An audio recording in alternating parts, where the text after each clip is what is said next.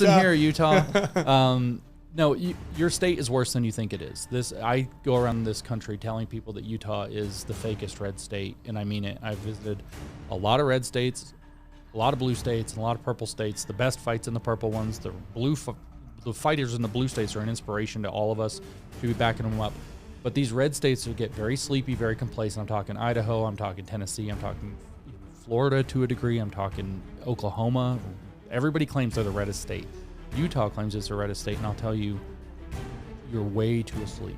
It is much worse and much more important in Utah than you know. Your politicians are not doing you right, and it's time for you to start getting really clear. It's time to speak up, time to get organized, get smart, understand the issues, and get off the couch and show up. And then don't get discouraged. Don't quit. They're going to come after you. They're not going to like it. They're not going to give you an inch of ground back. So don't quit. They're going to make you feel like, oh, well, I can't do anything about it. No, you've got to do something about it. We're talking about our kids. We're talking about your grandkids. You're talking about the future of the country. You're talking about watching them fall into possibly permanent digital slavery, which I can't imagine anybody wanting. And Utah happens to be, very unfortunately, for whatever set of reasons, the place where it's supposed to start. So a lot falls on you. A lot is asked of you.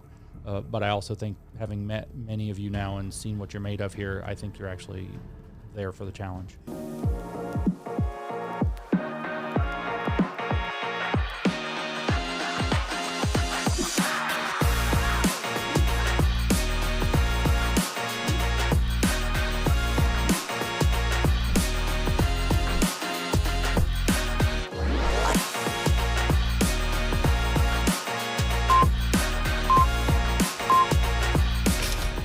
And welcome to We Are the People Radio. This is your host, Jason Preston, and my lovely co-host, Alexia. How you doing today, beautiful? Doing fantastic. Gosh, I love those glasses. Oh, like one rule. They're awesome. I love them. Thank They're you. very 70s-esque. Yes. Well, it helps me fight crime. Yes, you look like you're ready for business. All right. Hey, we got an amazing show. Actually, this is the biggest. We've had some incredible shows, but this one's the biggest. This is someone we've been excited for since the beginning to get on our show. And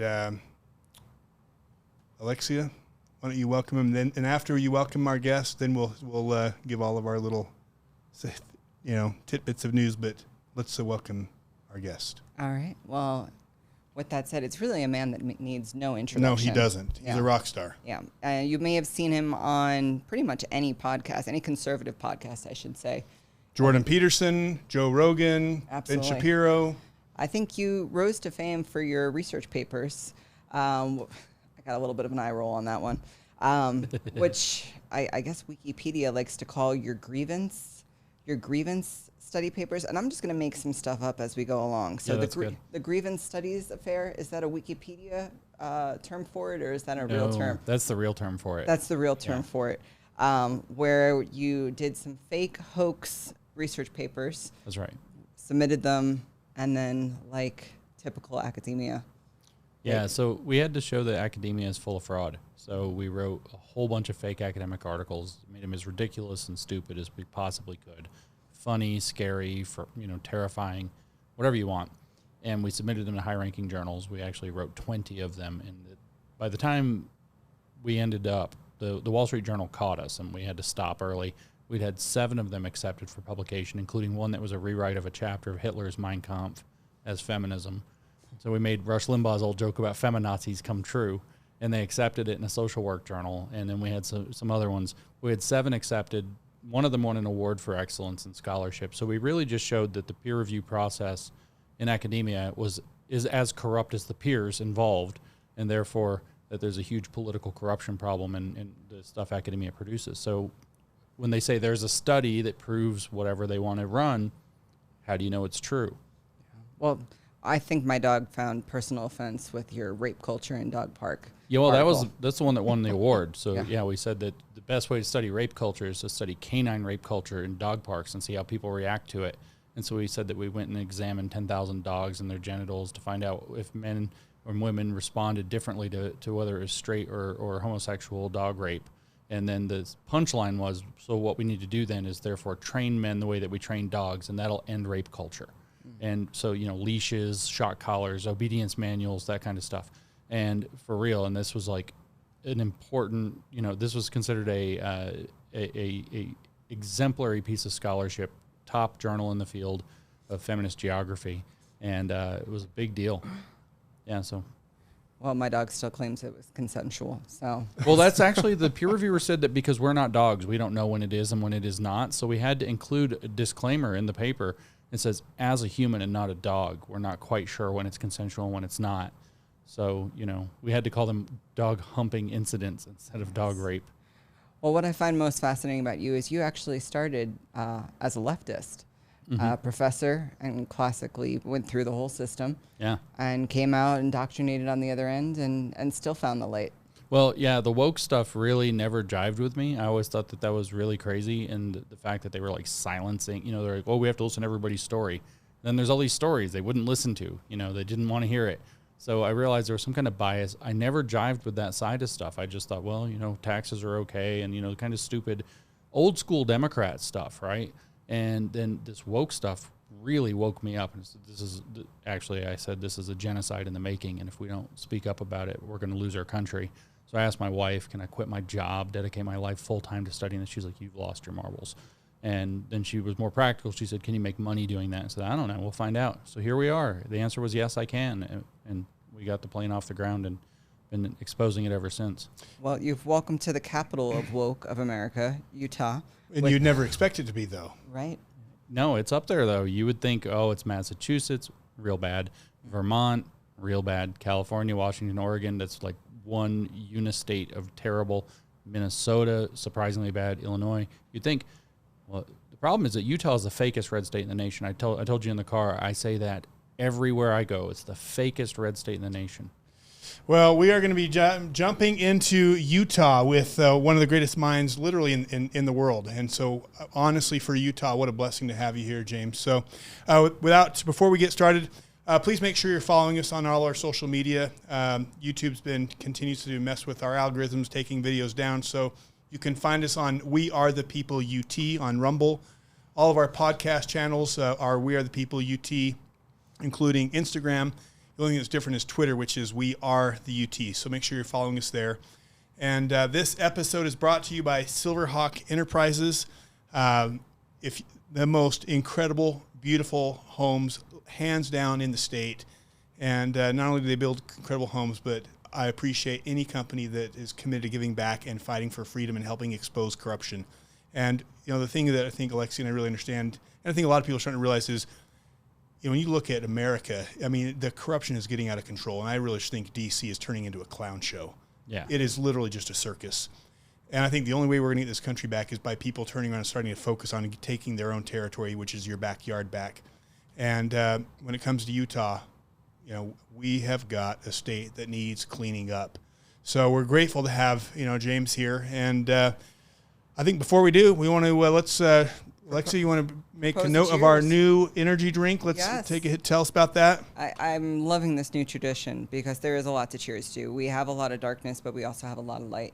And I think having James here help us expose and discuss what's going on, not just nationally, globally, but locally here, I think that will be really helpful for people to understand this all is not well in Zion. So, but there is hope. No, we're going to win this thing. And that's what I will cheers to. So, again, you can find our Patriot powder on our website. This is our new delicious flavor, Red Pill Watermelon. That's a great flavor. It's delicious. And it is a great energy drink you can take really any time of the day to turn your brain on, and maybe the rest of you too. I don't know. That's right. Okay. All right. James, Lindsay, good to have you. We're glad to have you. Cheers. All right. What do you think of that? It's like watermelon. There you go. I mean, it actually tastes legit like watermelon. It's good, Like right? a red pill watermelon. Yeah. You've already been red pilled though, so. Well, I took a couple. All right, well, let's jump into it. So one of the things we were talking about is, let's start with this. When you think of Utah, tell us, as you've come to understand Utah, what sticks out to you about Utah? Like, what's kind of been your impression as the more you've dug into Utah? Tell us your thoughts on your experience you've had. You've been spending a lot of time here lately. Mm-hmm. So. I have been here a number of times, actually. 7 or 8 times I think I've been to Utah now. So getting to be a friend of the state, or the state's being a bit of a friend to me. First of all, I will say that the people here are extraordinary. They're very welcoming. They're very kind, and I mean that in the good sense, but we'll have to talk about the other side of that too. It's a genuinely warm and welcoming state to come Absolutely. to. It's, of course, beautiful geographically. Natural beauty is off the charts. What I found is that the politics in Utah are ugly, though. Yeah. Real ugly. Like, you would think not real ugly. I thought not real. Did it surprise you? Shocked me absolutely. I came out here thinking, well, this is a strong conservative bastion, you know, blah, blah, blah. Start talking to people, start listening to what's going on with the politics, and there's just, how is this possible here? Just, it utterly floored me that, I mean, I went home after literally the first time I came out here. First of all, first time I came out here, I went to Ogden, and they showed me all the history. We went to the Browning building. That was awesome. We didn't get out to the Golden Spike, but we talked about it. We saw the Al Capone thing and the tunnels and the Union Station. I was like, America is so cool. Yeah. And it was actually Ogden, Utah that made me think there should be like tours people take. The America is cool tours where we just tell this history, these little towns and, you know, cities up these interstate corridors, I-15 or whatever. Is that what it is here? And so, or is it 35? I don't remember. 15, you're 15, right. yeah, okay. So there was a lot of real positivity there, but then I started talking about the politics, and I was like, what is going on? And I went home, and I just I told my wife, I was just like, we just got to cross Utah off the list. All they got is the ability to organize really well, but their politics are so catastrophic that I can't put, like, where am I going to put my energy? Like, Oklahoma's got some stuff going on. Idaho's got some stuff going on. I can get a lot of fight in California, but Utah's messed up. And it was really sad. I mean, I was so excited about the state. First time I'd ever been out here.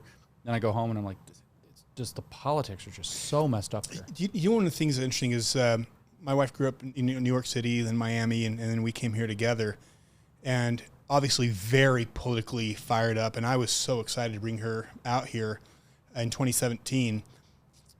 I mean, this is the one state that the predominant religion believes the Constitution is literally inspired by God. It is in their scripture about that Constitution being an inspired document. Yeah. And historically, the leadership of the church in the 70s and the 60s and the 50s would you know, before the UN, and when the UN came out, they slammed it. They said it was a satanic organization, that they slammed communism, said it was satanic, and I mean, they were so fiery for freedom. I mean, this is the one state that I would say in the, you know, before the, you know, 80s, 90s, was if there was one state that bled red, white, and blue, it was Utah. Yeah, well, they were right about the United Nations, that's for sure. Back in the day, I don't know what's happened since, but it's like, for example, you know, you have this governor, you know, he used his pronouns. It's turned into like a national punchline. I tried to help popularize that when it happened. Thank you. Keep doing it. Yeah. Governor Spencer Cox, he, him. I don't want to get those confused. You don't want to. You might not be a he. You can't they. tell sometimes. But we were watching that. You showed me a video of him earlier today, and we were watching it. And what I told you, my first reaction, if I didn't know who it was, of course. Can we play that video? Yeah. Hi, I'm Spencer Cox, Governor of Utah and Chairman of the National Governors Association. You and I probably disagree on a few things, and that's okay. It's actually good for us. But it's way too easy to let our differences become toxic. Our country is deeply divided, and most Americans are tired of the division. Disagreeing better, not disagreeing less, is the answer. When we engage in healthy, honest dialogue, we avoid demonizing others, and we're more likely to find solutions. And I'm not just talking about civility. Being nicer is important, but I'm talking about learning the right kind of conflict. Instead of calling names, be curious. Listen more. Attack ideas, not people. Treating each other with respect and dignity instead of contempt can be hard, and I don't always get it right. But over the next year, I'm hoping we can work together to do better. Democrats and Republicans, liberals, conservatives, and everything in between. Please join us. And remember, nothing is less American than hating our fellow Americans. But harnessing our differences to get things done, that's as American as it gets. So, Taya, that's... So this has been part of a PR cleanup mission, pretty much ever since you had the run-in. Do you think that's what it was, or do you think that's part of a bigger thing? I think it's part of the bigger thing. I think it's both. What do you think? What stuck out to you about the video? Why'd you bring that up? Well, yeah, the first thing I thought, if I didn't know who Spencer Cox was, so I do, but I just tried to go, like, let's just watch this, see what's there. The first thing I thought was, who's this Democrat?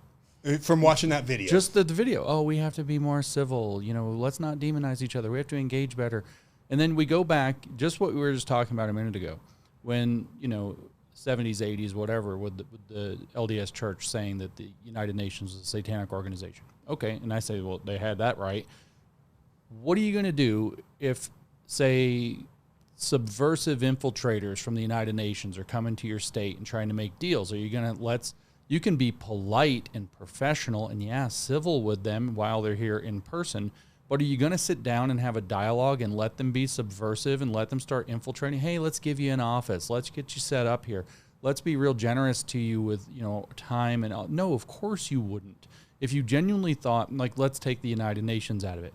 If you genuinely thought it was a all-out satanic organization that that their agenda is to be subversive, you cannot do that with a subversive agenda, because what it's doing is using that claim to niceness, that claim to civility, to better dialogue, to hear me out, bro, kind of vibe, to bring their ideas in where they should not be allowed in. It's not a matter, when you're dealing with something that's subversive, it's not a matter of an actual dialogue. The point, if I was going to be subversive, is to seduce you into buying a little bit of whatever I'm selling, and now I've got you hooked a little bit, and then I try to get you to take another step, and maybe you take one step at a time, but before you know it, you've walked 5 miles down the road and you don't know how you got there. It reminds me of Ronald Reagan, one of his speeches where he talks about peace and war, about how you can have peace, but at what price? There's about giving in and giving in and giving in. He says pretty soon you appease and you appease and appease, and pretty soon you're at what point do you draw the line? Yeah, and at that point, the more you've appeased also at that point, the more conflict is going to arrive when you finally say, wait a minute, this is where we have to stop. And I think this is an experience that everybody in the country, but certainly Utah, is going to relate to, with just, for example, the creep over the last year and a half of the drag queen phenomenon. First, you got these guys dressed up pretty modestly, for all things considered, lots of makeup and big hair and a shiny dress or whatever, but a very modest dress, reading storybooks. The next thing you know, the dress is a little less modest. The next thing you know, it's like getting more and more sexual. I don't have to get graphic because everybody saw it all over the country. Yeah. And the next thing you know, you have performers named Anal Leakage at the BYU campus. Yeah, well, that's what I'm saying. Yeah. It gets worse and worse and worse. This is actually a strategy in their guidebook. They have a guidebook. Everybody's heard of, maybe everybody hasn't, but most people have heard of Rules for Radicals. There's an updated guidebook. Yeah, Saul Alinsky wrote that, which, by the way, if you didn't know, he dedicated that book to Lucifer. Satan. Yeah. Literally dedicated it to him. Well, there's an updated version of that book. It's available online. It's free. It's called Beautiful Trouble. BeautifulTrouble.org is the website. You can read the whole book for free online. You don't have to buy anything. And it has all their strategies. It has all their goals. And one of them is escalate strategically. So you start with a little bit and you make it, you take them to one step and they accept the one step. You take them a second step, they accept the second step. And like I said, before they know it, they're 5 miles down the road. And then when you say, whoa, anal leakage at BYU, that's a bridge too far. We're done. Back up the truck. They're like, you're transphobic. They throw a giant fit. It turns into this huge mess. And now you've got a year and a half, or maybe if it's the United Nations, 30 years, 50 years of letting that in. And all of a sudden that's not legitimate anymore. And you've got to fight its way back out. And they throw a giant fit. They're not going to give an inch of ground back. So you've given away miles and miles of ground and they're not going to give it back. And so the conflict is going to get worse. So this video with Spencer, what I hear him doing is saying, I feel like he's a very subversive entity personally, having watched a little bit of his stuff, seen what he's done. This Governors Association he's a part of is a captured organization, in my opinion. And so he's subverting Utah step by step by step by step. And now he's getting called on it. Tell our listeners who aren't familiar with subversion, tell us what you mean by that, subverting Utah. So subversion is where you're going to come in, get inside an organization, and what you do is you twist the values just a little bit. You don't throw the values out. You don't say, well, we have these values, say, from the Bible, right? Love thy neighbor. That's a very very big picture value that most Americans actually accept, right? Well, all of a sudden you don't come in and you say, we're not going to love our neighbor anymore. That's not subversion. What you're going to say is, well, did you know when they say love thy neighbor, here's what it really means. You know, you think it means this, tell them the truth, love them, go kindly, but be real with them so they don't step into, say, enablement, or, you know, you're not being too kind to somebody who's on heroin is not actually helping them. You've got to tell them the truth at some point. You got to throw the cold water on their face. Well, it's coming in and saying, well, maybe what loving your neighbor means is wearing a mask. Maybe loving your neighbor means stay home and don't visit your parents in case you get them sick. So you take the value and you change the meaning of the value a little bit. And then when everybody kind of settles into this new meaning, you twist it a little further, and you twist it a little further, and you twist it a little further. That's, in fact, what the video is doing explicitly. Hey, we have a value here in Utah of niceness, of kindness. Let's be kind, right? That's a thing here. Or not be contentious. That's the big thing right now is we don't want to be contentious. Yeah, we're going to be let's not be just even civil. We're going to disagree better. And it's going to make us better people. So what that means is don't call me out. But that's not what it means. That's a subverted meaning. So subversion means that you're going to take the values and you're going to twist them a little bit at a time so that the people that hold those values will hold to their values but are starting to do the wrong thing. Yeah, there's actually like a biblical thing about this with the bent rod, right? So, and how do you tell when a bent rod is bent? You have to have a true rod, a straight rod.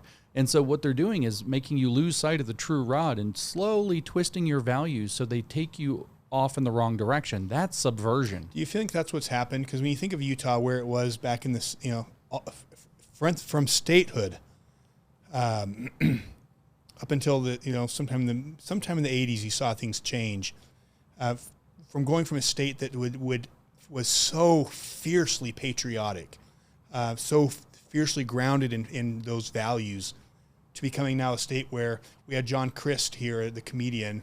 He put a post on Instagram, and we put it on our Instagram page, talking about, he actually called Utah. He said, Utah, what is up? Like, has any state thrown down their guard so easy as Utah? Like, he says, what state is there who went from like standing up against liquor, standing up for these morals, to like throwing the doors wide open and just saying, just take the whole state, talking about the LGBT flags all over the state, which is funny because we're coming from Florida, and we've got some of our friends from Florida here in the studio with us. Ironically, we go down to Florida, and we're there the first day of June and the first day of Pride Month, walking around Miracle Mile. There's no gay flags anywhere. Yeah. And John Crist is making a point of that here in Utah. Like, how did you go from the state, from where you were, to being so, pride flags, trans flags everywhere? And so it sounds like what you're saying is that's subversion. Yeah. If someone has come in and subverted Utah. Is that what you're saying? Yeah, I think that's right. And it's probably happened from without, but also in partnerships with people from within, the corruption you were talking about before. The thing is, first of all, I'll mention the first time I did come to Utah, Ogden, the whole story with the history, the Browning bill, the whole thing.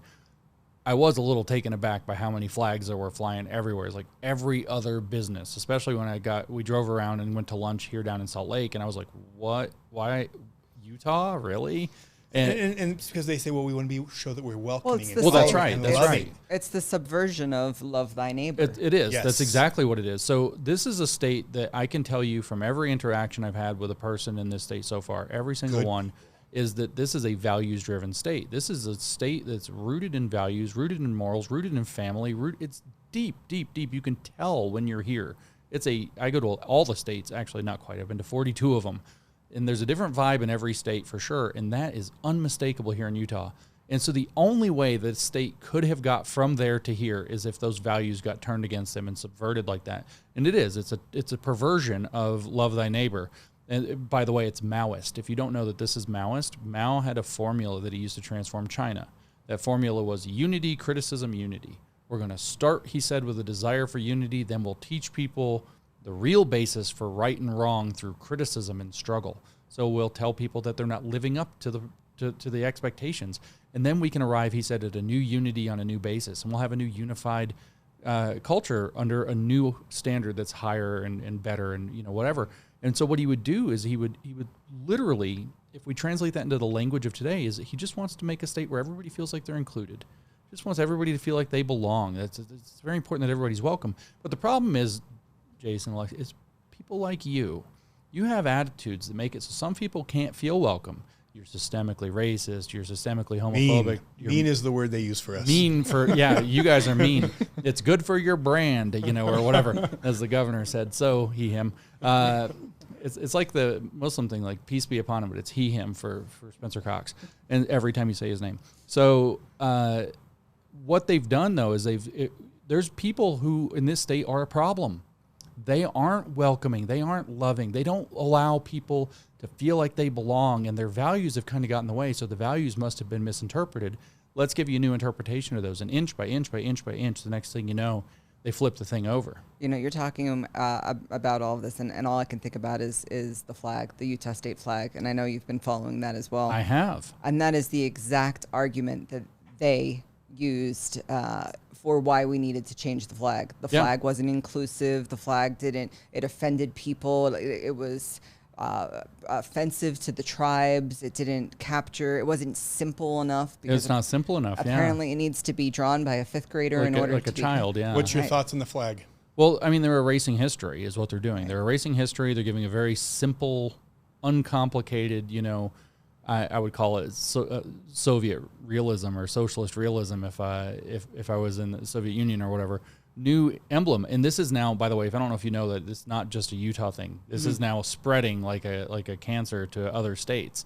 So Pennsylvania's flag is too complicated, and it shows imagery that is historically inappropriate and might make people feel unwelcome. Blah blah blah. So now they're trying to change the Pennsylvania flag. And they're going to go state by state by state and give them all new flags. Well, new flag, new symbol, new banner. The flag is a banner. It's the thing you follow in a sense. It's the thing that it's supposed to symbolize who you are.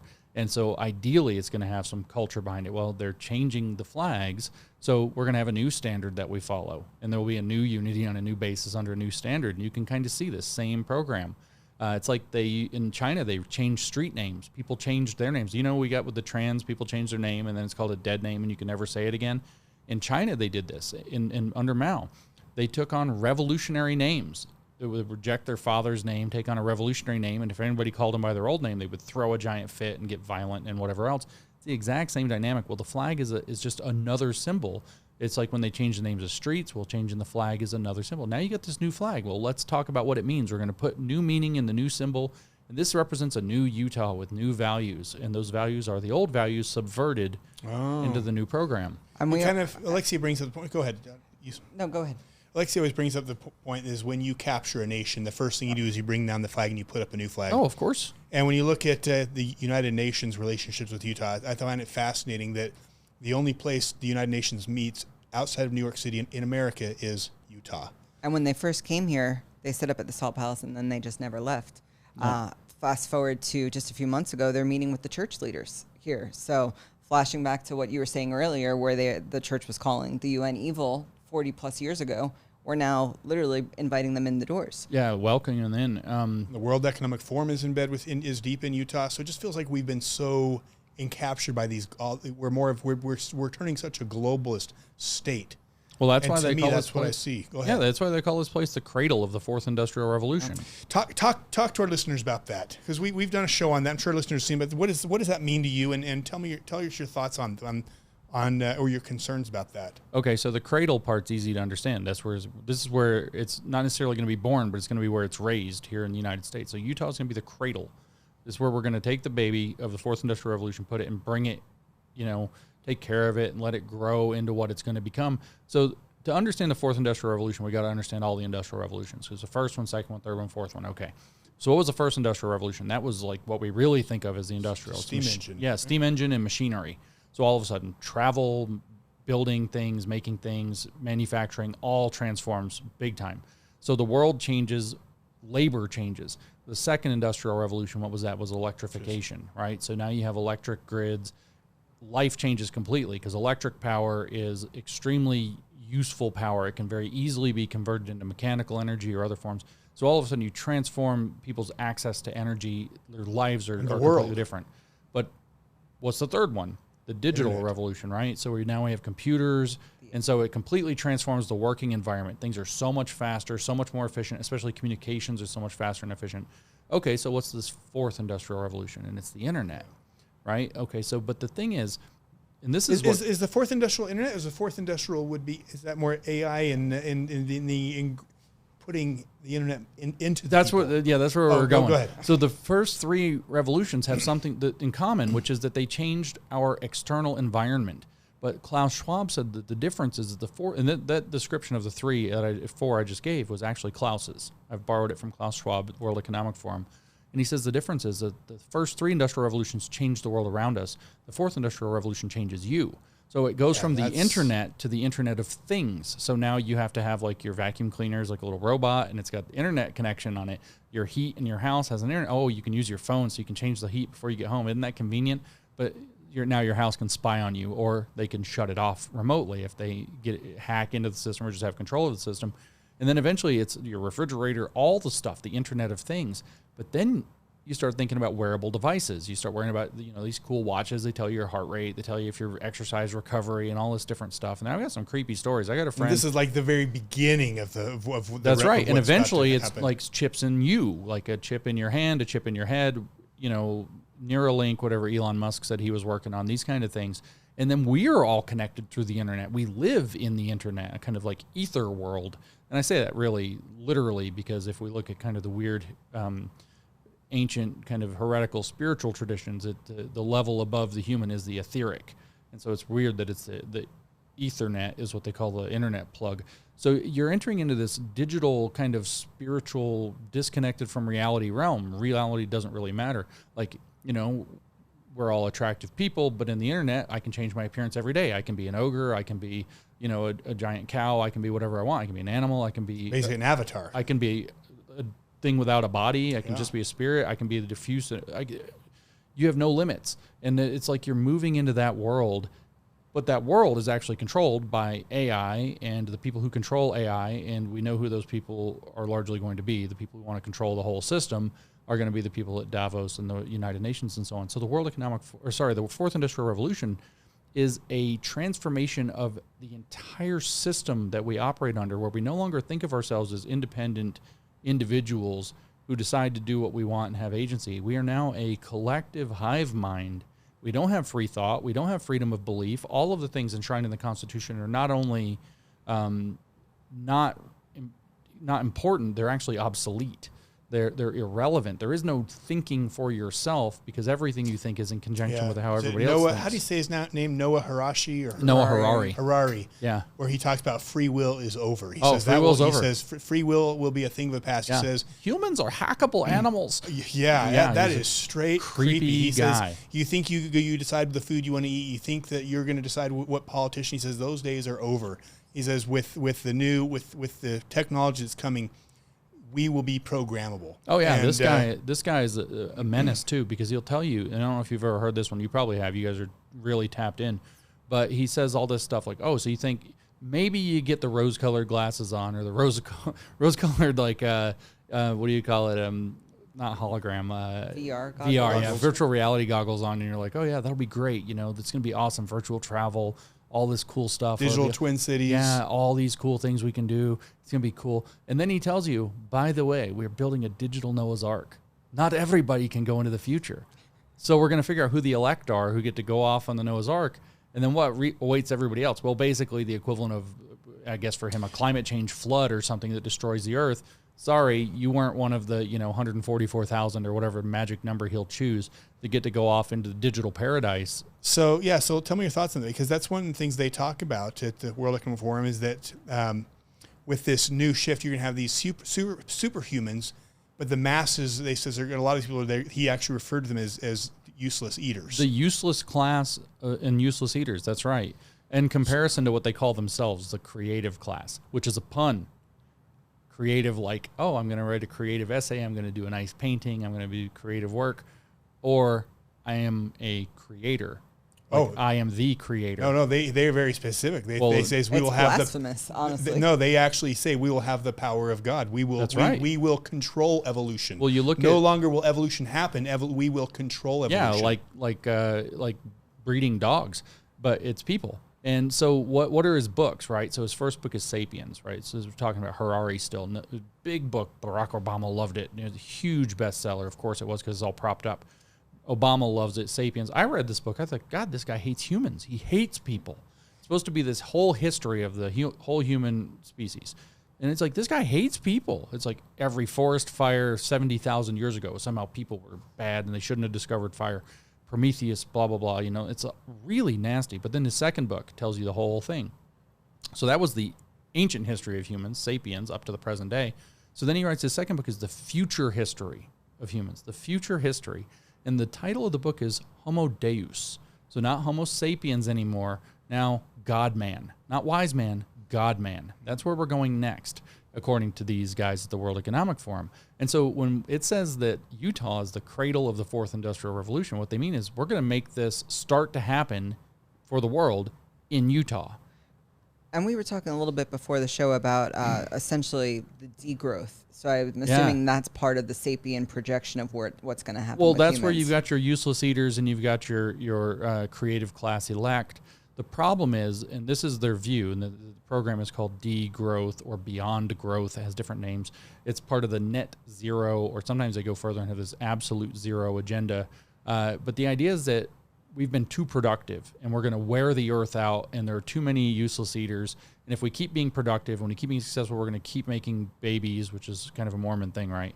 So we're going to keep making too many children and we're going to exhaust the world's resources and then the ecosystems are going to collapse.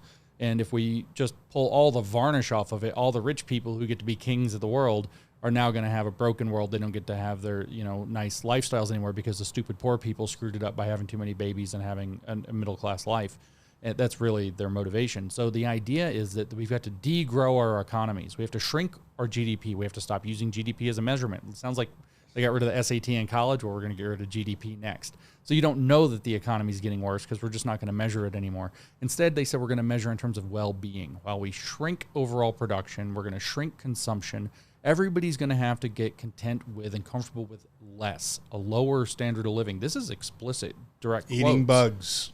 Eating bugs would be part of it. We're going to degrow our economy down to what they call a circular economy, a sustainable circular economy. That's what is a circular economy? Well, I don't know how crude I can be on your show, but I assume I can say whatever. It's where you eat your own shit is what it is. Your waste products are the inputs for the next round of the cycle. That's a circular economy. Everything's perfectly recycled. Didn't Bill Gates actually talk about that? That's why I phrase it that way. But no, he didn't just talk about it. He made a video of himself. He's got his little cup of water, and he's like, this water was squeezed right out of poop. And he drinks it and yuck. Well, we've even done shows about human composting because that's, they're talking about that too. Yeah. So degrowth is shrinking everything. But if there are fewer resources, and the problem is that there's too many useless eaters, it's probably going to mean that we're going to also degrow human populations as well. You know what's interesting? It feels like they're coming out and being so bold about this. You see, I'm sure our viewers have seen the video of Bill Gates talking about, we can solve that we're growing so fast, and we can solve the population problem if we do a good job on vaccines. And then you see Kamala Harris.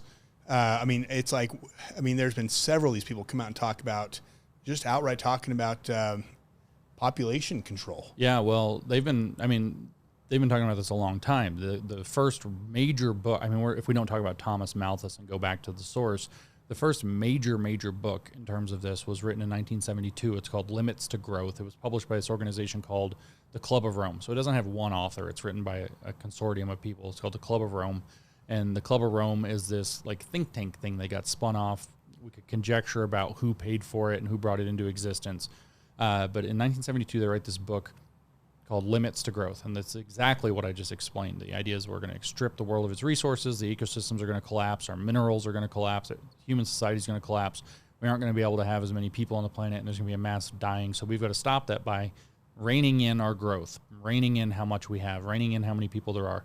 And it was very explicit in 72. Well, Klaus Schwab invited those guys to come speak at the Davos meeting in 1973. So Davos, the World Economic Forum, which was called the European Management Forum at the time, was set up in 1971. Wow. In 1973, the third meeting they ever had, the big keynote speaker was the Limits to Growth guys, which you think, well, that's gone away. No, the Club of Rome is still openly, they have a Twitter account.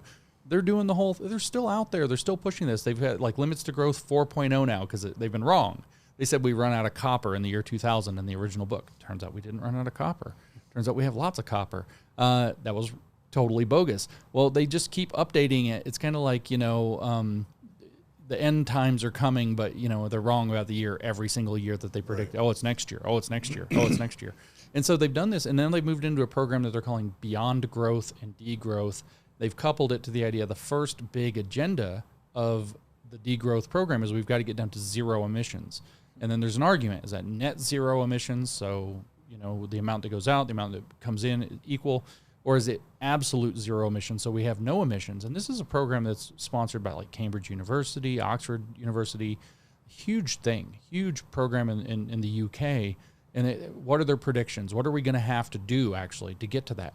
No flights, no commercial flights starting by 2030. Shrinking down to where there's only like 2 or 3 airports in the next few years. Maybe I got the dates wrong. Maybe it's 2050 is no flights at all. Maybe 2030 is when they only have 3 airports in Great Britain. No cities that are connected by train will have flights between them. No regional flights at all. I looked into the statistics on this the other day, by the way. Regional flights account for 4% of the emissions that the aviation industry produces, and the aviation industry produces less than 3% of the total emissions. I don't even know if emissions matter. I don't think that they do. I think it's fake. But even if they did, we're talking about less than 3% come from aviation at all, and this is a major thing to destroy for them.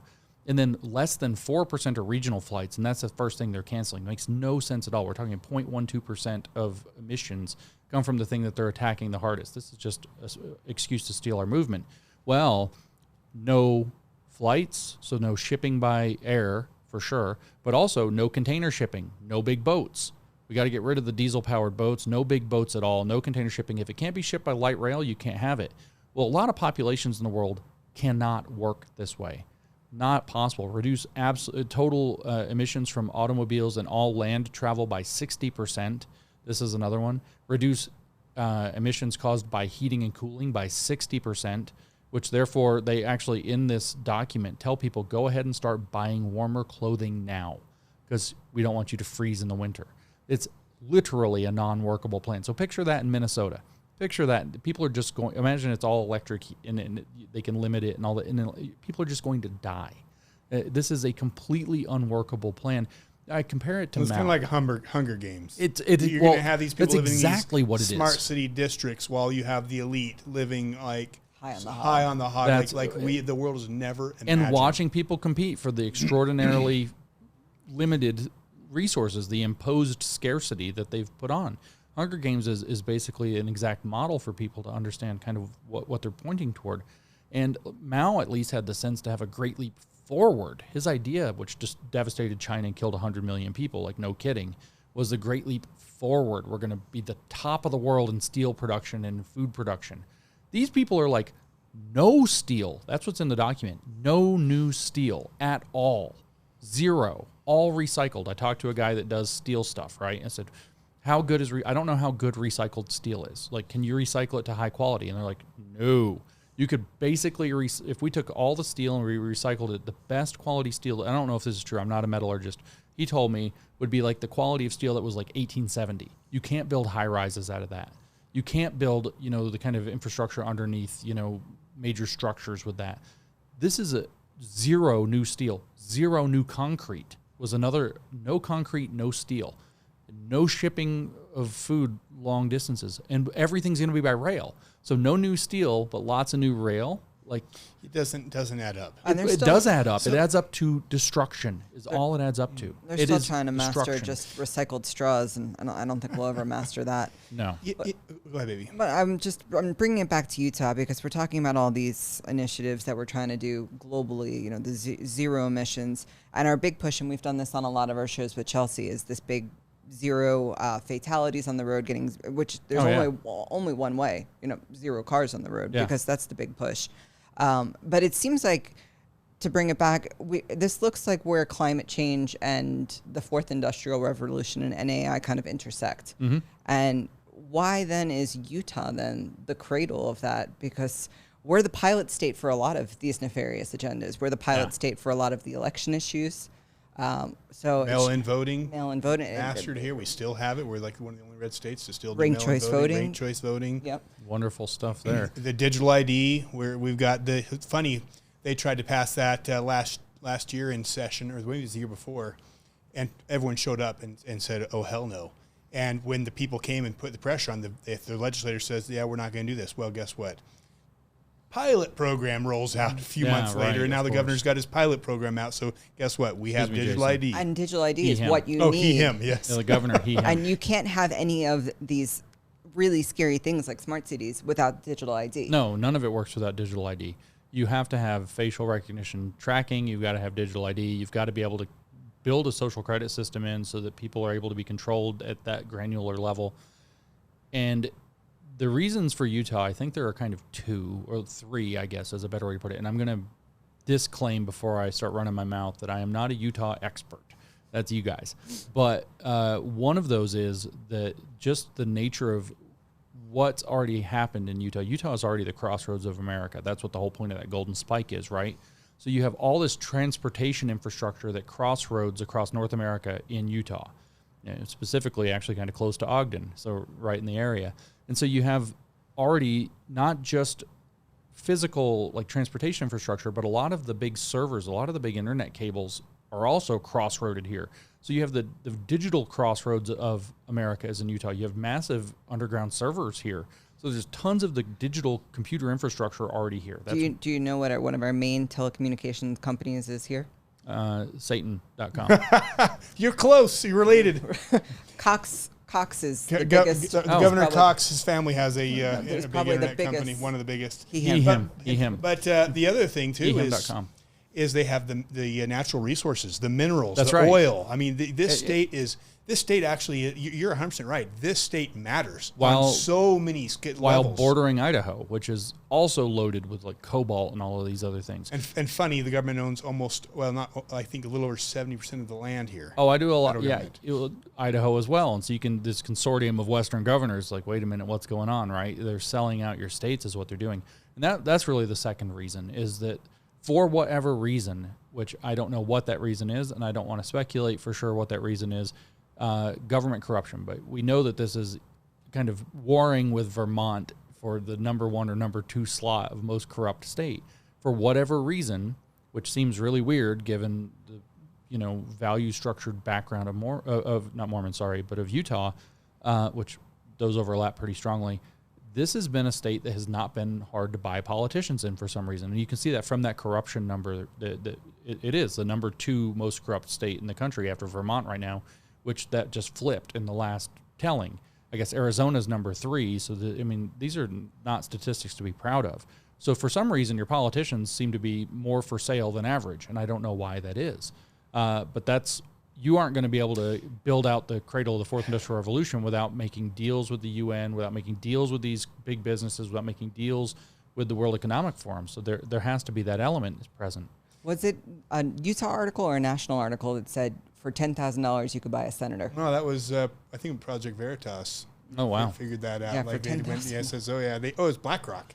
BlackRock on Project Veritas says, hey, Or was for it James 10,000, O'Keefe? one of those. So for $10,000, BlackRock said you can buy. It's all it takes to buy a politician. That's crazy. And I think part of the problem there is I can afford that.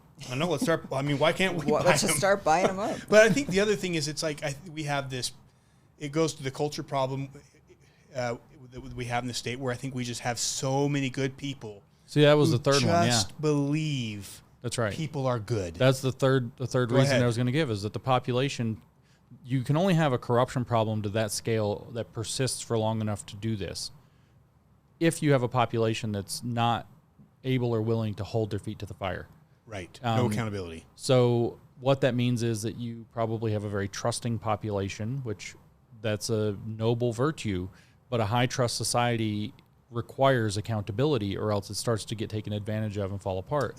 You know, a good example of that is Orrin Hatch was in office for, I think, close to 40 years. 2 years. And I think that's a good example of someone who's so trusted. We're just going to keep sending him back. We just trust.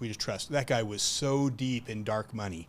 People have no idea who he was. Yeah. But that's a very good reflection of Utah. We trust these guys. We trust him. We trust, what is it? John Curtis and all the money he gets from insider trading. And no one wants to look at that. We just want to believe these guys are good. Yeah. And we don't want to, and that's a challenge. Yeah, and so we heard Governor Cox, him be upon him, actually kind of, I'm going to use this language very directly and very intentionally cast a spell on Utahns, which was, Interesting. we're going to be civil, we're going to be nice, we're going to have a certain mode of disagreement. If you disagree, we're not going to get confrontational.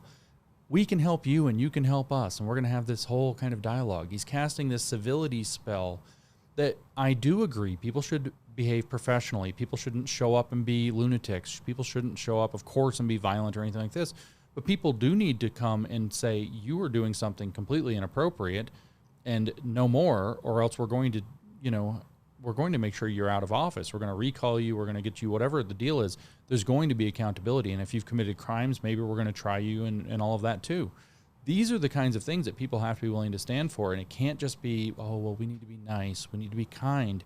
Because, again, there are two problems with kindness no longer being a virtue. And I actually just did a thread on Twitter this morning about how kindness as a virtue. I was in the airport flying up from Phoenix, and there's this woman going through security. I think she was a woman. No one can be sure. I'm just. I mean, come on. Who can define a woman, anyways? I mean, in this case, In this case, I'm legit just not sure. But we'll say she was wearing a purple T-shirt, and it said, "If you can be nothing else, be inclusive" on the front. And then the back was like sign. Queer this. I mean, literally the word queer this, queer that, queer the other thing, like different organizations or whatever it was. I don't know what it was for, but this was a T-shirt she's wearing, and I.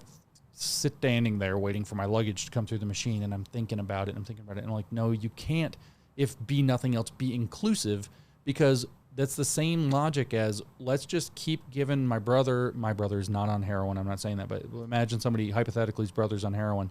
Let's just keep giving him money, like cleaning up his life, get him back in the house, keep him in the basement, like give him all the chances, and he's not going to get his life in order because he's not being challenged to where he's making a mistake, and the consequences of the mistake have to be felt so he can start to clean up. That's called enablement. So being inclusive in one way can go, or kind can go wrong that way. The other thing is, I wish it wasn't the case, and like you said, we just want to believe everybody's good. I really miss believing everybody was good. And it turns out not everybody's good, and it doesn't take that many people. I don't think there's that many people who are just downright, evil or manipulative, but there are some. We know, I mean, just speaking clinically and very cleanly and clinically, statistically speaking, 0.8% of the population is literally psychopathic. They don't have empathy. They are, by definition, manipulators. So that means out of every 1,000 people you run into, 8 of them are manipulators. They are not good people. And what they will look for is people who are too trusting to take advantage of. A lot of them are going to follow the path of least resistance. So when they come and they say they come to you, and you're like, no, I'm not into that. I'm not falling for that. Well, that's just hard. So they're going to go to the next person, and they're going to do their sales pitch with them. And there's an easy mark. They're looking for the easy marks. So the people who are too trusting, who aren't like, well, let's hear them out. Let's listen. Let's take their words at face value. Words like inclusion, which we know means something different. Well, all of a sudden, there are people who are manipulators who will take advantage of that. And by the way, I said 0.8% of the general population. You know where they skew really strongly? Corporate leadership and politicians. I was about to say. There are a highly disproportionate number of them there. There are other types of manipulators too, borderline personality disorder, narcissistic personality disorders, and so on. These are just clinical diagnoses that have a base, proportion of the population that have them. There's a rate of the population that has these. They are manipulators. You have every woman probably in the world has read some magazine talking about how to deal with a narcissistic, abusive spouse and what to do, because they exist, right? And what do you do if you're caught in this relationship mode and you can't just keep giving in, but it's going to be like this if you fight back, and they're going to do the Darvo and all these different things. It's a well-known and documented thing. Well, these people will take advantage of people who just want to believe everybody's good. It's like they've taken their defense mechanism, their immune system, and turned it off. And here's a biblical example, right? So our story that we hear, the Good Shepherd, right? We all hear about the Good Shepherd. Jesus gives the parable of the Good Shepherd. And so you have the Good Shepherd, and you think, oh, he's a kindly guy. There's sheep. There's a nice thing, and there's a fence, and there's clouds, and it's grass, and you have this picture in your mind. He's the Good Shepherd. He's a nice guy. He's a kind guy. No. What defines a good shepherd is he's got his staff, but he's got his rod, and he lays his life across the opening to the field to protect his flock. He literally, at night, to keep the predators from getting in, lays his body across the opening. And that's what it characterizes a good shepherd. He doesn't just, oh yeah, sheep, go be happy in the field. It's not, oh, happy sheep. It's, I'm going to defend this flock with my life if I have to make sure. And then the parable is that you're going to do that with people spiritually. You're going to do that with them, socially. You're going to hold them to account, and you're going to protect. It's not just being nice. It's not just having your cutesy staff. You've got a rod, and your job is to stop wolves or coyotes or, I mean, we're in the West, like rattlesnakes are probably out here or something. Yep. I saw some in Arizona, so I know they're real. Look out. Yeah. They're just in the Capitol building.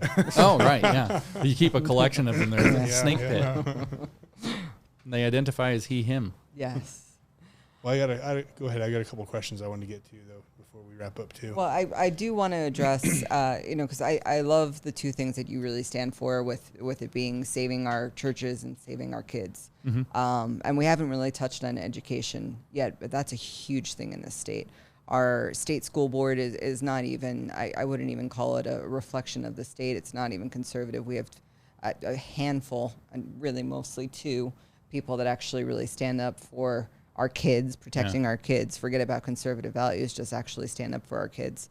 And just this past week, we've had attempts to censure one of our outspoken reps. Exactly, a true hero. Yeah. And then also attempts to remove the vision statement of our school board in taking out preserving our constitutional republic, because it was too, I don't know. Strident, offensive. Yeah. So it seems like there is obviously multiple attacks going on. We've talked about several of them today. Well, the schools are absolutely crucial. I actually, even with all this other huge stuff going on, and Utah actually is a state where those other huge things are very important, more than, say, my home state of Tennessee. They matter in Tennessee, but it's not the cradle of the fourth industrial revolution. They're not building the infrastructure in Tennessee, so it really matters in Utah. But education is probably literally the number one issue. It all kind of makes and breaks on education. If they end up getting the children, they get the future. If they end up not getting the children, they have a much harder job. I'm not going to say they can't win, but they got to force things to make it go into what they want it to be. So the education issue has been definitely subverted. Education, I mean, I wrote a book about that recently. It came out in January or December or something, called The Marxification of Education. They have subverted the purpose of education. They came into education, they transformed it, so they use the academic material as an excuse to have political conversations with the kids. And that's the essence of how they've transformed education. So why do they do this? Well, whether it's the federal government or whether it's people making deals, there's a lot of money involved in changing education in directions that big entities want to go. UNESCO pushes virtually all of it. People say, well, what is all this crazy sex stuff going on in the schools? Oh my gosh, what's going on? It's so wrong. And for example, comprehensive sexuality education is kind of the umbrella term for this program. Comprehensive sexuality education, where did it come from? UNESCO. From the United Nations in 2003, they boiled this up and they came up with 7 principles of what comprehensive sexuality education should include. 2 of those really stand out. I mean, we could go through them. It's like, disease and all that is in there. But then they have 2 principles. One of the 7 is sexual citizenship. Do they want to teach children something called sexual citizenship? It's an interesting term. Yeah, well, it has to do with whether or not you can be considered a full citizen if you're having to deal with sexuality and sexual issues and all of this, and whether or not you can bring those to the fullness of your civic participation. So if you're a kinkster, for example, and you could only get to come out in public during pride parades, which should already be illegal as it is because it's public obscenity, well, I guess we'll assume it's only 1 month of the year. 11 months of the year, you can't be fully a full sexual citizen in public. So you actually are having your rights infringed upon. So they're teaching that. So how does that work for someone who has MAPS, minor attracted individuals? Well, you don't have to guess how it works. The same thing. They can't live their full civic lives because they can't be their full sexual person in public if they are a pedophile. Minor attracted pedophile is what that should stand for.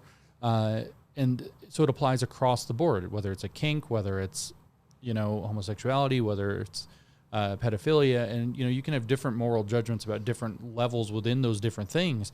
But at pedophilia, if you're not drawing the line, something's really wrong. Like you're really lost the plot, but it would apply the same way. And then even more disturbingly, you think, well, what could be more disturbing than that? That was principle number 3 out of the 7. I don't remember what they all are in order. I just happen to remember 3 and 4. Number 4 is pleasure. Pleasure-based sexual education. In other words, this is part of the education. It is part of the educational model. It's called comprehensive sexuality education, that was organized, put together at UNESCO, and pushed into all of the schools in conjunction with the International Planned Parenthood Federation from the beginning. This is a gigantic, huge international project to bring not just, well, there's these diseases and these are what the organs are, which, that's always been controversial as it is, especially in conservative places. Now it's, hey, by the way, did you know it's pleasurable? And here's the things, and here's how you can pleasure yourself, and this is how you can pleasure others. And it's supposed to be pleasurable and blah, blah, blah with kids. Why? Well, because... Why do they want to do that? What's behind that? The truth? Yes. I mean, instead of their excuse, because their excuse is it's an important part of sexuality and you're thus limiting, blah, blah, blah. Why do they blah. want to sexualize these children? What is behind that? It psychologically damages them. That's why. It psychologically destabilizes them. If you actually look, I mentioned personality disorders earlier. Do you know how many of the, not all, they're all formed in different ways. You aren't born with a personality disorder so far as I understand. It's actually a developmental disorder, what we used to call arrested development of one form or another. Inappropriate relationships with adults form most of the cluster B personality disorders that we've been discussing. Borderline is usually that you have a parent who makes you be the foil to their dramas. So you have a very overdramatic or histrionic parent who turns you into the foil, so you lose your personality, you develop borderline personality disorder. But it can also occur through inappropriate sexual relationships between an adult and a child, or even just sexual topics, or the sexualization of children. Schizoid personality disorder, which doesn't get talked about a lot, is usually from an inappropriate emotional relationship with an adult, usually a parent. So you can imagine, for example, a couple, say mom dies, right? And so you got dad and daughter, and I'm not talking about any sexual relationship, but now we're in it together, and they just form too tight of an emotional bond at 8 or 9 years old. So now you have this 8 or 9 year old girl carrying water for her grieving father, which is not an 8 or 9 year old girl's job, and they will develop something called schizoid personality disorder under certain conditions like that. So why sexualize the kids? Because it breaks them. That's the first thing. It destabilizes them.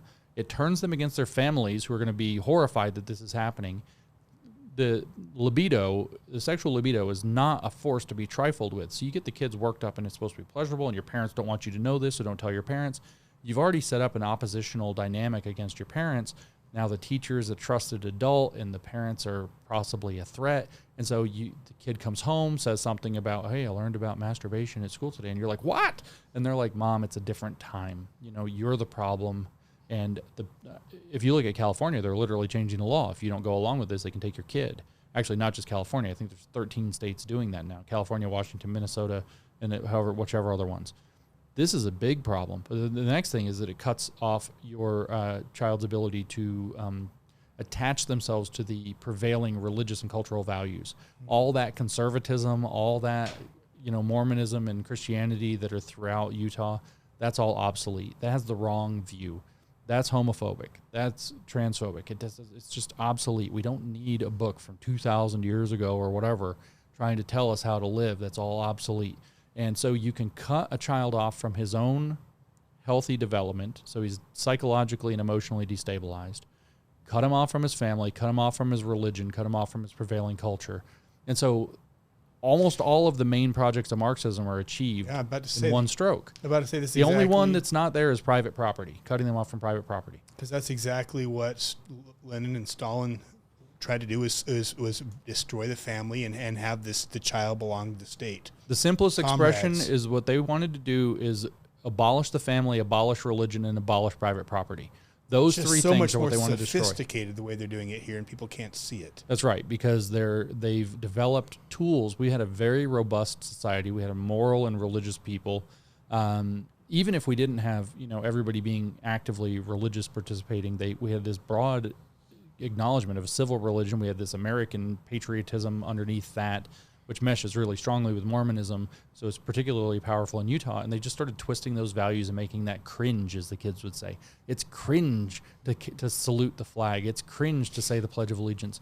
And they just chewed and chewed and chewed and chewed away until that started to look bad. And they were able to cut everything out from under our kids. What do you think the church's role should be in a period of time like this? Because a lot of people say, well, the church should stay out of politics. The church, should stay neutral.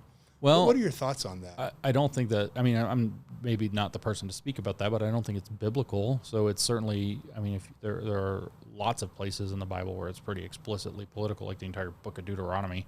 So I don't think it's biblical. But in addition, I think that it neuters a very important role, which is that your civic life, which doesn't necessarily have to be politics. Like, you don't have to go up in your church and say, Spencer Cox, he, him, peace be upon him, or whatever. You don't have to talk, that's political. It's going to be this guy against that guy running for governor or whatever. You don't have to, that's politics. But the civic values, the church has almost every other Bible story is about civic values. And so it's certainly something the church has a role to play in laying down the foundation for civic values. It's a huge role that they've let go because they don't want to look political. They don't want to look like they're stepping out of their kind of very narrow little fenced-in zone that they've been given and convinced is what their role is. So they have a lot of space to speak into this. Now, what is its role at a time like this besides that specific time to wake up and get real with the world, time to get real with our kids? I actually think that things are gone far enough now where we need what we would call like remediation. The church actually plays a role this way. Like, imagine, let me back up from the church and talk about family for just 1 second. What is the role? Why did they want to destroy family so bad? And it turns out it's the same reason, or almost the same reason they want to destroy faith. They want to destroy family because it's a landing pad. So if I'm getting radicalized and say, you're my parents, and I'm for any reason have like the first doubt, who might I go to? You guys, right? Or if these are actual stories from Mao's prisons where there are people who washed out and got exiled out of China because they didn't successfully get brainwashed. And the reason was that they kept remembering their mother didn't want them to go through with it. They signed up for the revolutionary school to get brainwashed, and their mother was like, don't do it, don't do it, do it, do it. And the thought of their mom brought them back out. So family's a landing pad. If somebody's getting sucked into a cult, the family is the place that you can go to get your feet back on the ground, get back to your values, get back to who you are outside of the cult that's trying to pull you away. Well, faith is the same thing. Faith is a really strong landing pad. The churches have a very powerful role that they can participate in by saying, we know there's a lot of, like, you have questions. It's very obvious you have questions, right? All the young people are acting like they have questions. Well, guess what? We have answers. We're not going to preach to you. We're not going to browbeat you. We're not going to beat you over the head with the Bible or Book of Mormon, but we're going to come talk to us. Come level with us. We're going to listen. We're going to talk to you. We're going to be real with you. And if you decide that you want to come to repentance, we'll help you find forgiveness and help you get square with yourself, help you get square with your family again, get you integrated back in with a healthy community. The church has a unique role. And I've thought, is there any other institution in society that can do that? And there is not. That is the unique role the church can play. It's the same role the family can play, but now writ large. Hundreds of people at a time, or thousands, as opposed to 5. You've talked about an attack that you see coming on the Christian nationalists and on churches. Yeah. Talk to our listeners about what you see coming and why that's a concern. Yeah, well, it's a very important concern. I think it's a setup. I think the entire movement that's calling itself Christian nationalism is a setup to neutralize independent Christianity.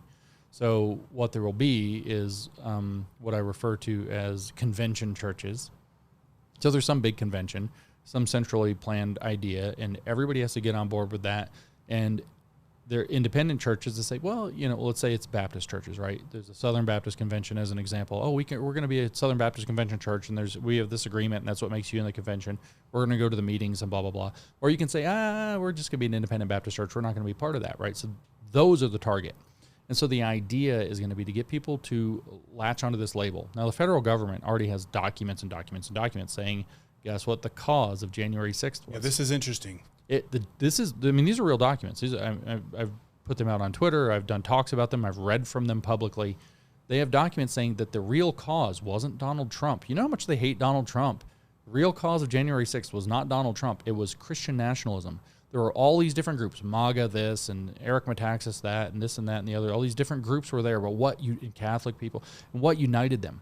This is a Christian nation. And here it is with the Christian flag near a Confederate flag and blah, blah, all this guilt by association and insinuation that they do. And so Christian nationalism was the real cause of January 6th. So then their conclusion of this report, for example, I'm thinking of a literal report given to the House Unselect Committee on January 6th, as President Trump would say it.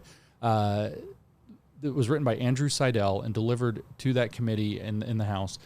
The punchline was, one, we have to have a renewed separation of, as he phrased it, state and church. And in particular, what we've got to do is start reining in. So this is like seriously First Amendment violation stuff.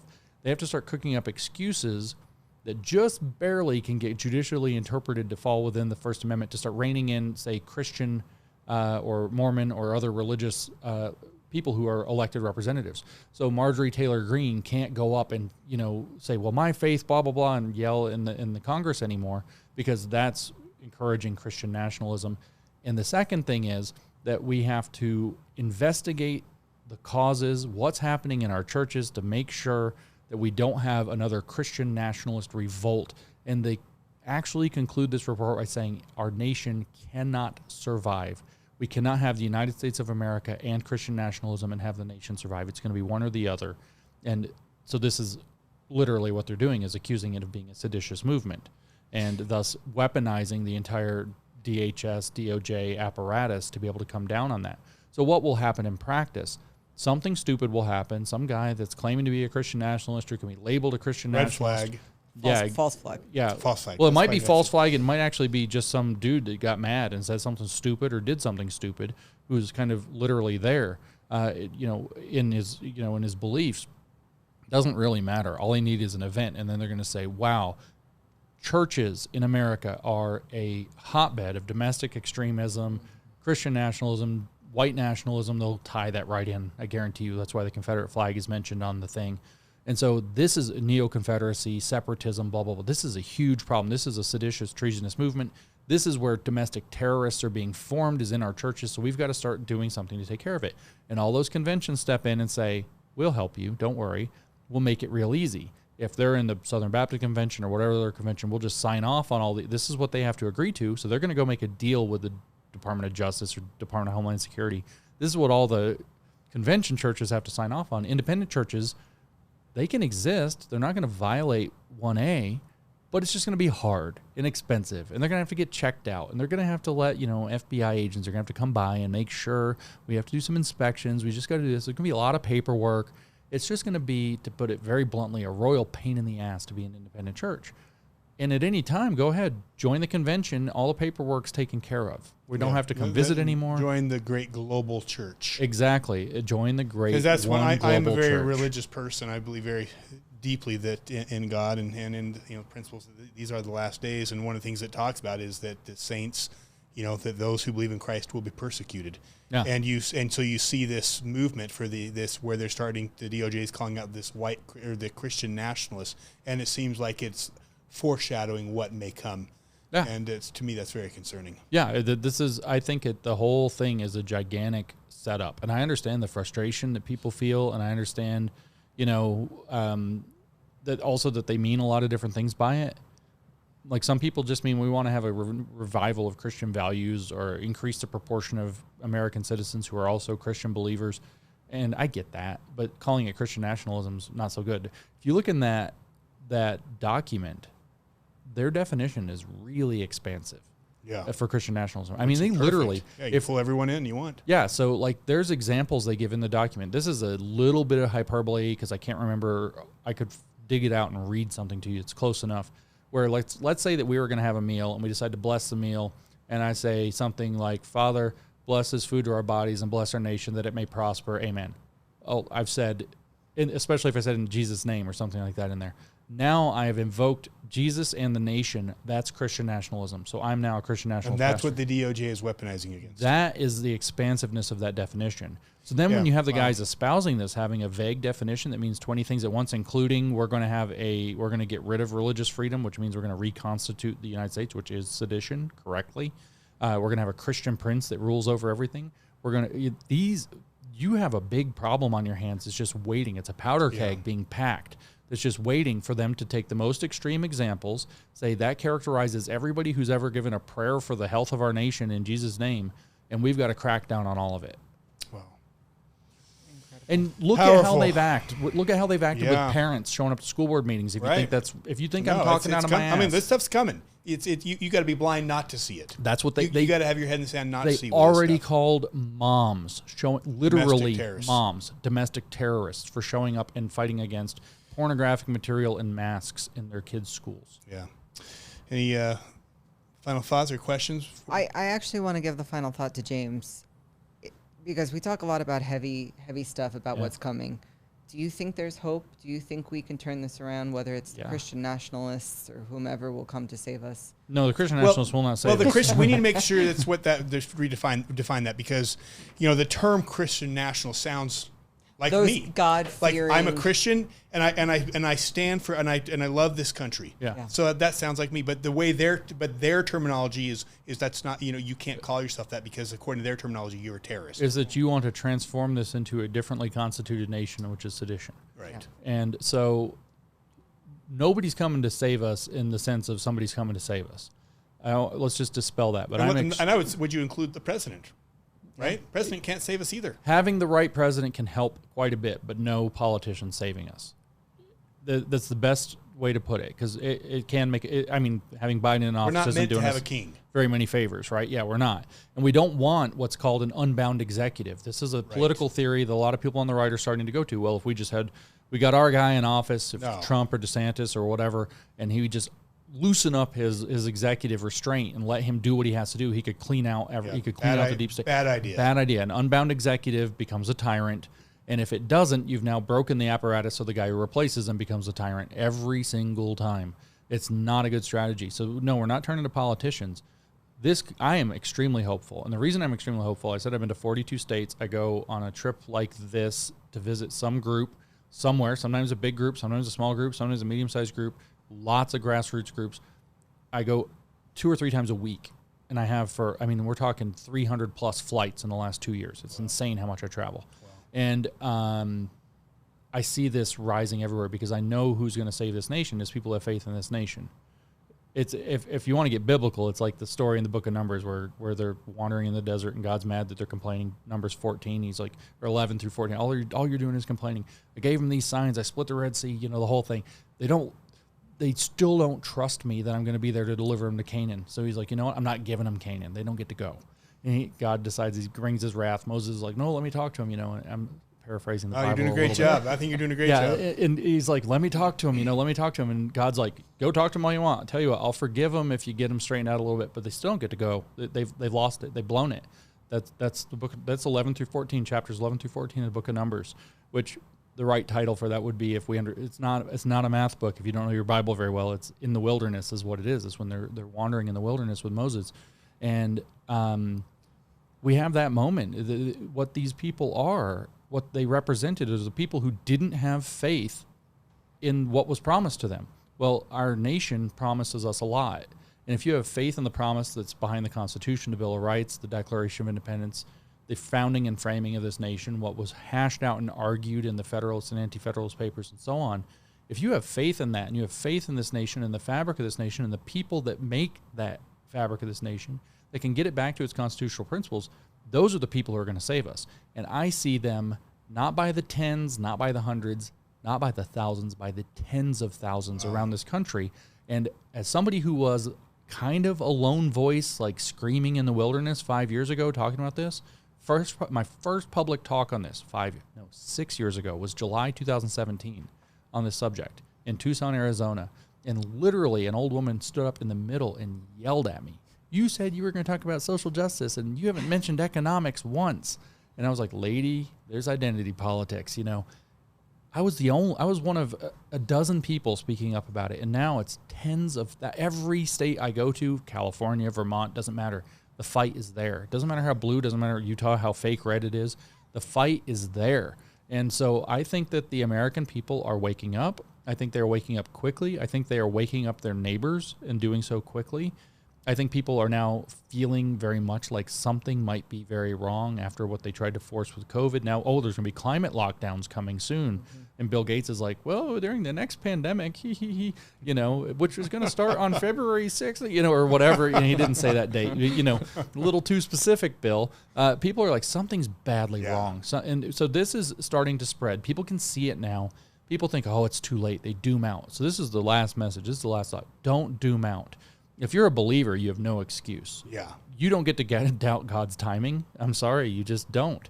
Your job is to read the book of Esther and understand that you are here for such time as this. You don't have a choice. However, even if you're not a believer, this is our time. People are seeing it faster than ever. I got asked at a Turning Point event just night before last in Arizona. Somebody, that was great, by the way. I watched it. Yeah, somebody asked, one of the questions from the audience, somebody asked, why, if blah, blah, blah, why do we have Joe Biden, right? And it was Arizona, so Katie Hobbs. And why do we have to suffer these indignities in some sense? And I was sitting there, Charlie answered, said some long-winded thing that was interesting and political, but I was sitting there thinking, I'm so much more relaxed because these guys are just showing the world over and over. Like, nobody believes their lies. It just, every time they lie, it's more and more obvious. We need that awakening, and the awakening is being given to us, and we're over here being doomsayers about it. Are you kidding? No, it's time for us to buckle down, to learn what our nation was founded on, learn what our states were founded on, learn our history, learn a little bit of how they think and what their agendas are, and just start having faith that if we apply those principles, then we can get these corrupt SOBs back out of office. We can get these corrupt people that are running our corporations and hold them to the proper accountability, whatever that entails, losing their positions, trials if it were deserved, and so on. Nobody's getting strung up. We got to have trials. Everything's got to be by the book, because what we're trying to preserve is the book. And if we remember that and get behind it, and last but not least, get off the couch. It's no more sitting on the sidelines. Get in the game. This country is at the tipping point of a critical mass that's going to push this thing back to where it needs to be. I'm totally convinced of it. Yeah. I know we're short on time, but would you just give one, how about this, to our listeners and viewers in Utah? What would you, if you share one thing with them, what would you share with them? Sure, I should stare down the barrel. Look right at him. Look right at him. Listen here, Utah. No, your state is worse than you think it is. I go around this country telling people that Utah is the fakest red state, and I mean it. I've visited a lot of red states, a lot of blue states, and a lot of purple states. The best fights in the purple ones. The fighters in the blue states are an inspiration to all of us. We should be backing them up. But these red states get very sleepy, very complacent. I'm talking Idaho. I'm talking Tennessee. I'm talking even Florida to a degree. I'm talking Oklahoma. Everybody claims they're the reddest state. Utah claims it's the reddest state, and I'll tell you, you're way too asleep. It is much worse and much more important in Utah than you know. Your politicians are not doing you right, and it's time for you to start getting really clear, and it's time to speak up, time to get organized, get smart, understand the issues, and get off the couch and show up. And then don't get discouraged. Don't quit. They're going to come after you. They're not going to like it. They're not going to give you an inch of ground back. So don't quit. They're going to make you feel like, I can't do anything about it. No, you've got to do something about it. Talking about our kids, we're talking about your grandkids, you're talking about the future of the country, you're talking about watching them fall into possibly permanent digital slavery, which I can't imagine anybody wanting. And Utah happens to be, very unfortunately, for whatever set of reasons, the place where it's supposed to start. So a lot falls on you, a lot is asked of you. But I also think, having met many of you now and seen what you're made of here, I think you're actually there for the challenge. Yeah. We were talking earlier, the cradle of the fourth industrial revolution and why it's important here. I think it's exactly what you said. This is a family state. This is a state that really values those morals and values of raising families. But we can also nurture other things. Instead of being the cradle for nefarious things, we can also nurture that spirit of liberty, of freedom, of faith. Yeah, I think so. Because that I think is the message of what will save us if we can preserve those values. Yeah. Well, what a treat. Yeah, thanks James, for having honestly, me. What an honest treat. I woke up this morning and thought, how blessed am I to be able to today sit and have a conversation with, Dr. James Lindsay. I mean, honestly, I just feel so blessed, and I hope our listeners feel blessed to be able to have you come and and pay attention to, I think, a state that very much that matters. Yeah, I think so. I'm blessed to get invited to these things, these states, to these conversations, to have the opportunity to tell people and then hear from people what's going on the ground, really down in the nitty gritty. So thank you for bringing me. Well, and the last thing I share with our listeners is, he hit the nail on the head. This is ground zero. And I believe this is a battle of light and dark.